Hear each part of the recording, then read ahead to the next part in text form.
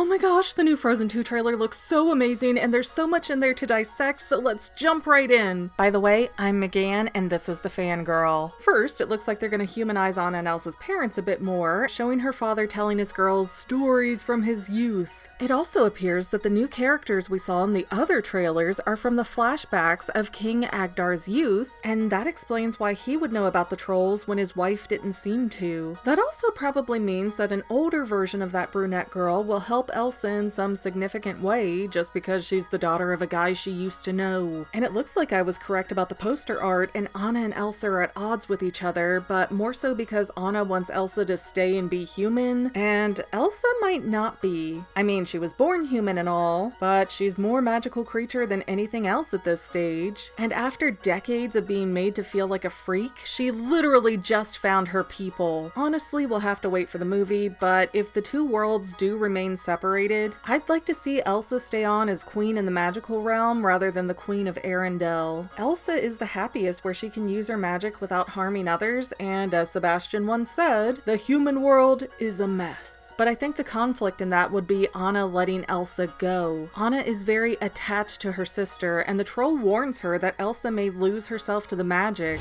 Magic is very alluring. Without you, she may lose herself to it.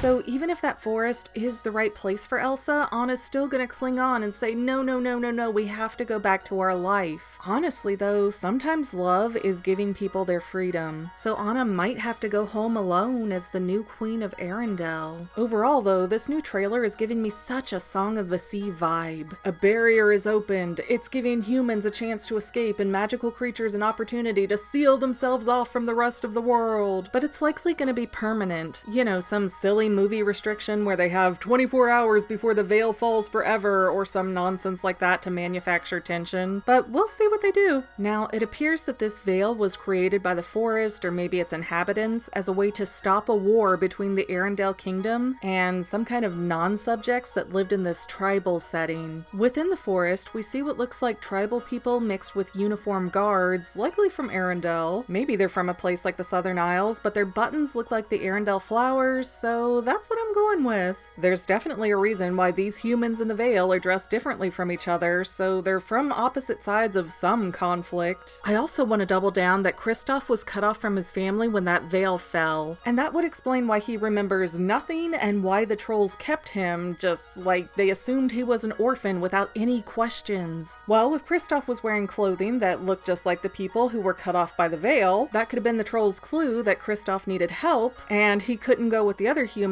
because he was one of them, one of the other people that they were in a war with. And I want to withdraw saying that the brunette in the previous preview was Kristoff's sister. I think at this point it's his mother or grandmother, maybe an aunt, but definitely related to Kristoff since a younger version of that girl is carrying around a baby Sven. Of course, it's all just a hunch right now, but it does fit pretty well to explain Kristoff's empty past. And final thought, hey, Olaf's not dead like I was sort of hoping for. No offense to anybody who loves him, Olaf has a sweet heart and all, but he's so annoying in large doses, and he could really muck up a serious storyline if they don't keep him lost from the rest of the party. So hopefully that's the direction they're gonna go. And before I sign off, I'd love to know if there's any new bit of the Frozen 2 trailer that you are just so excited for. I gotta say for myself, when Elsa froze those reins onto the water horse, I was just, oh!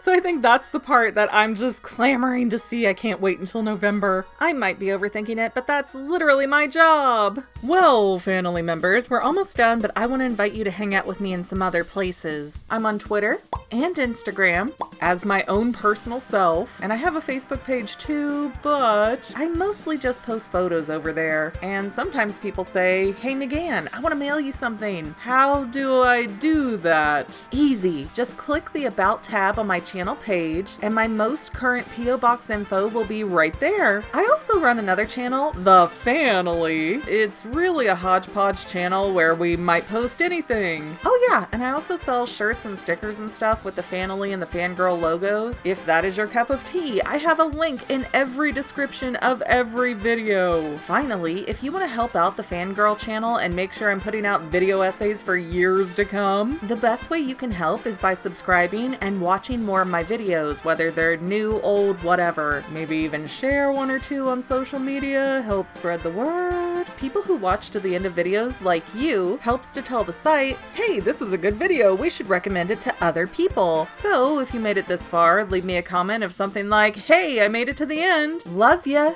See you next time, family members.